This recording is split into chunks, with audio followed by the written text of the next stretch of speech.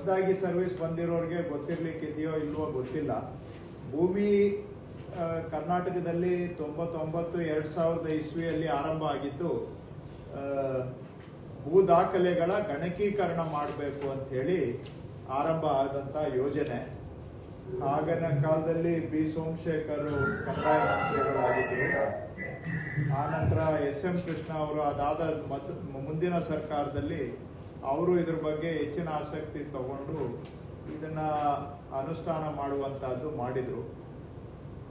ಅದಕ್ಕೆ ಮೊದಲು ಕಂದಾಯ ಇಲಾಖೆಯಲ್ಲಿ ಯಾವುದು ಎಲ್ಲಾ ಕೆಲಸಗಳು ಕೂಡ ಬರೀ ಮ್ಯಾನ್ಯುವಲ್ ಇತ್ತು. ಭೂಮಿ ಬರೀ RTCಯನ್ನ ನಾವು ಗಣಕೀಕರಣ ಮಾಡೋದ್ರಿಂದ ಆರಂಭ ಮಾಡಿ ತದನಂತರದ ದಿನಗಳಲ್ಲಿ ಅದರಿಂದ ಮೋಜಣಿ ಸರ್ವೆ ಸಾಫ್ಟ್ವೇರ್ ಆಯಿತು. ಕಾವೇರಿ ಬಂತು, ಭೂಮಿಯಿಂದ ಕಾವೇರಿ 2 ಬಂದಿದ್ದು ಕೂಡ ಅದೇ ಒಂದು ಫೌಂಡೇಶನ್ ಮೇಲೆ. ಸೇಮು ಭೂಮಿಗೆ ಏನ್ ಮಾಡಿದ್ರಿ ಅದೇನೆ ಗ್ರಾಮ ಪಂಚಾಯಿತಿಯವರು ಈ ಸ್ವತ್ತು ಅಂತ ಅದನ್ನ ಅಳವಡಿಸ್ಕೊಂಡ್ರು. ಆ ನಂತರ ನಗರ ಪ್ರದೇಶಗಳಲ್ಲಿ ಈ ಆಸ್ತಿ ಬಂತು. ಈಗ ಈ ಖಾತಾ ಬಂದಿದೆ. ಇವೆಲ್ಲ ಕೂಡ ಇವಕ್ಕೆ ಮೂಲ ಪ್ರೇರಣೆ ಭೂಮಿನೇ. ಸೊ ಇಡೀ ದೇಶದಲ್ಲಿ ಮೊದಲನೇ ಗಣಕೀಕರಣ ಯೋಜನೆ ಇಡೀ ದೇಶದಲ್ಲಿ ಜಮೀನಿನ ದಾಖಲೆಗಳ ನಿರ್ವಹಣೆಯಲ್ಲಿ ಮೊದಲ ಗಣಕೀಕರಣ ಯೋಜನೆ ಭೂಮಿ ಇಡೀ ದೇಶಕ್ಕೆ. ಕರ್ನಾಟಕದಲ್ಲಿ ಭೂಮಿಯನ್ನ ಮಾಡಿದ್ಮೇಲೆ ನಮ್ಮನ್ನ ನೋಡಿ ಬೇರೆ ರಾಜ್ಯಗಳವರು ಹೌದು ಈಗೂ ಮಾಡಬಹುದು ಅನ್ನೋ ಕಲ್ಪನೆ ಬಂದಿದ್ದೇ ಅವರಿಗೆ ನಾವು ಮಾಡಿದ್ಮೇಲೆ.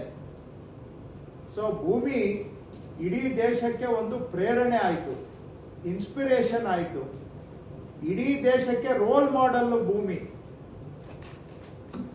ದೇಶಕ್ಕೆ ರೋಲ್ ಮಾಡೆಲ್ ಅಷ್ಟೇ ಅಲ್ಲ, ಇವತ್ತೇನಾದ್ರೂ ನಾವು ಈ ಲ್ಯಾಂಡ್ ಅಡ್ಮಿನಿಸ್ಟ್ರೇಷನ್ ಅಲ್ಲಿ ಮಾಡರ್ನೈಸೇಷನ್ ತಗೊಂಡ್ ಬರ್ತಾ ಇದ್ದೀವಿ, ಸುಧಾರಣೆಗಳು ತರ್ತಾ ಇದ್ದೀವಿ ಅಂದ್ರೆ ಇದೆಲ್ಲ ಆರಂಭ ಆಗಿದ್ದು ಭೂಮಿಯಿಂದ. ಭೂಮಿಗೆ ಮೊದಲು ಭೂ ಸುಧಾರಣೆ ಕಾನೂನು ತಗೊಂಡ್ ಬಂದ್ವಿ. ಕರ್ನಾಟಕ ಲ್ಯಾಂಡ್ ರೆವಿನ್ಯೂ ಆಕ್ಟ್ ತಗೊಂಡ್ ಬಂದ್ವಿ. ಆದ್ರೆ ಸುಧಾರಣೆ ಕ್ರಮಗಳು ಏನೂ ಆಗಿರ್ಲಿಲ್ಲ,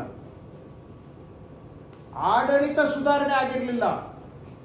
ಟೆಕ್ನಿಕಲ್ ಇಂಟರ್ವೆನ್ಷನ್ ಬರೀ ನಾವು ರೈತ ಪರವಾಗಿ ಭೂ ಸುಧಾರಣೆ ಕಾನೂನು ಮತ್ತು ಲ್ಯಾಂಡ್ ಅಡ್ಮಿನಿಸ್ಟ್ರೇಷನ್ಗೆ ಭೂ ಕಂದಾಯ ಕಾನೂನು ಇತ್ತು ಬಿಟ್ರೆ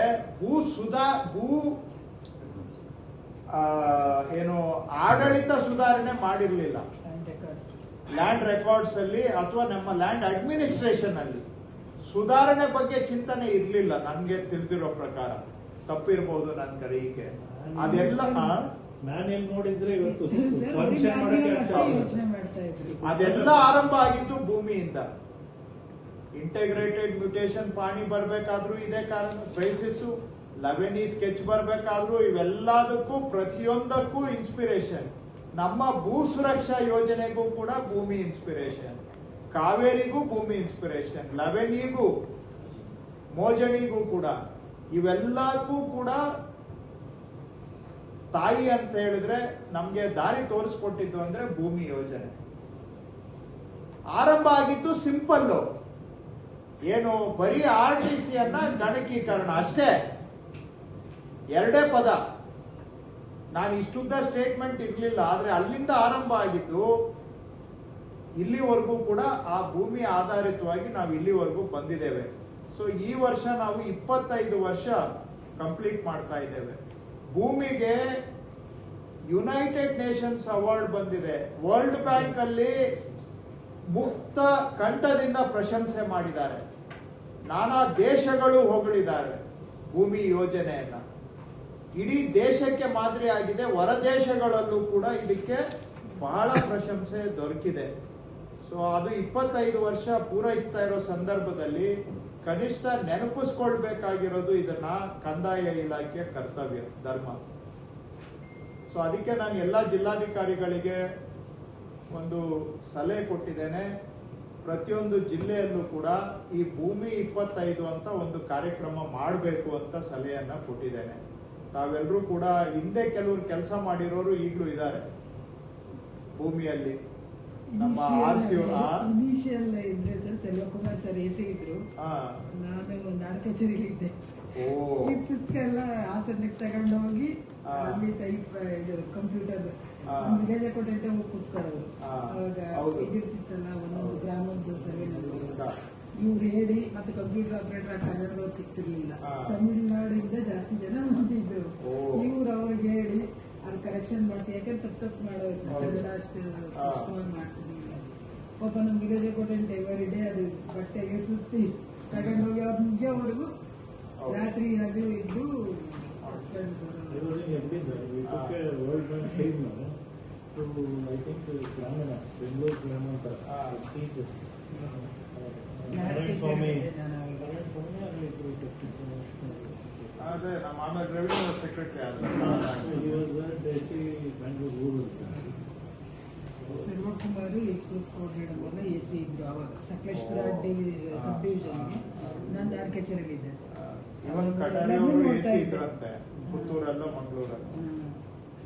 ಸೊ ಅವರು ಈ RTC ರೆಡಿ ಆದ್ಮೇಲೆ ಅದನ್ನ ತಗೊಂಡೋಗಿ ಸಾಂಕೇತಿಕವಾಗಿ ಕೆಲವು ಜನಗಳ ಮನೆಗೆ ಕೊಟ್ಟಿದ್ದು AC ಆಗಿ ಮಾಡಿದೀನಿ ಅಂತ ಮೊನ್ನೆ ಹೇಳ್ತಾ ಇದ್ದೆ. ತುಂಬಾ ಫಾಲೋ ಅಪ್ ಆಗ್ತಿತ್ತು ಸರ್ ಆಗಲೂ ಹಿಂಗೆ. ಅವ್ರಿಗೆ ಡೆಪ್ಯೂಟ್ ಮಾಡವು ಅವರು ಅದು ಮುಗಿಸಿದ ಮೇಲೆ ಮತ್ತೆ ಇವರು ಬಟ್ ಅವ್ರಿಗೆ ಚಾಲೆಂಜ್ ಆಗ್ತಿದ್ದು ಲ್ಯಾಂಗ್ವೇಜ್. ಪುಟ್ಟಪ್ಪ ಅಂತ ಅಂದ್ರೆ ಅವ್ರು ಕರೆಕ್ಟಾಗಿ ಅಲ್ಲಿ ಪುಟ್ಟಪ್ಪ ಅಂತ ನಮ್ಮ ಪ್ರೊನೌನ್ಸಿಯೇಷನ್ ಚೇಂಜ್ ಆಗ್ತಿತ್ತು. ಸಕಲೇಶ್ಪುರ ಅಲ್ಲಿ Selvakumar sir was AC and ನಮ್ಮ ಗದಗ್ DC ವಾಸ್ ಹೇಳಿಲ್ಲ. ನಾನು SDA ಇದ್ದೆ ಆಗ ನಾಡ ಕಚೇರಿಯಲ್ಲಿ.